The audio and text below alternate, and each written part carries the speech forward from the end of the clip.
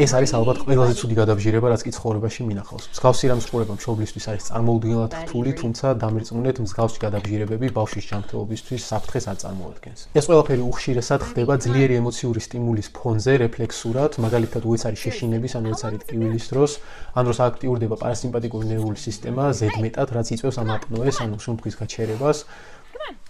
ეხლა ხედავთ, რომ ნელ-ნელა პატარა ტუჩის მიდამო ულურჯდება, რაც ჰიპოქსიის ნიშანია, ანუ ჟანგბადის ნაკლებობის, და როგორც ხედავთ, რამდენიმე წამით გონებასაც კი კარგავს. ეს ყველაფერი ძალიან საშიშად გამოიყურება, თუმცა როგორც გითხარით, არანაირი საფრთხის მომტანი არ არის ბავშვის ჯანმრთელობისთვის. ამ დროს მშობლებმა მთავარია შეინარჩუნონ სიმშვიდე და დააკვირდნენ, რამდენ ხანს გაგრძელდება ეს აპნოეს პერიოდი. თუ ამ ყველაფერმა 1 წუთს გადააჭარბა, მაშინ აუცილებლად უნდა დარეკონ სასწრაფო დახმარებაში ან სასწრაფოდ ბავშვი მიიყვანონ კლინიკაში ან ექიმთან. სხვა შემთხვევაში, როგორც ხედავთ, ბავშვს ნორმალური ფერი დაუბრუნდა და გააგრძელა ისევ რეგულარულად სუნთქვა.